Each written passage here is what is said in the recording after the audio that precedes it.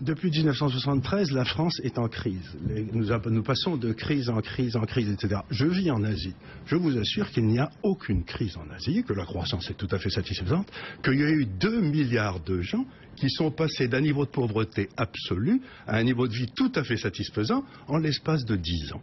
Si vous voulez, jamais dans l'histoire de l'humanité, il n'y a eu autant de gens qui sont montés aussi vite en dehors de la pauvreté. Alors, je sais bien, ce sont des Chinois, ça n'a aucune importance, ce sont des Indiens, ils vivent pas à la Courneuve, mais quand même 2 milliards de gens, ça me semble, il faudrait arrêter de parler de ça. La deuxième chose que je voudrais dire, si vous voulez...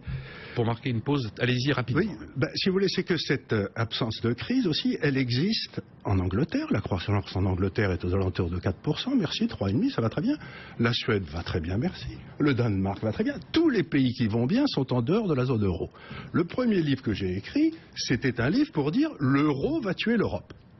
Parce que ça va forcer d'abord toute une industrie à être tuée par l'Allemagne, puisque nous avons un taux de change fixe avec des gens qui ont une productivité plus forte que la nôtre, et ensuite ça va tuer nos systèmes sociaux, parce que la deuxième étape pour l'Allemagne, ça sera de faire ce qu'ils appellent la dévaluation compétitive, c'est-à-dire de faire baisser nos systèmes sociaux.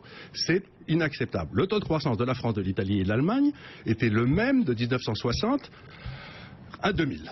Et puis depuis 2000, il y a eu un décrochage incroyable. Donc si vous voulez, arrêtons de dire que c'est un problème mondial, c'est un problème un petit peu dans une partie de l'Europe, parce que nous avons un système monétaire qui est débile.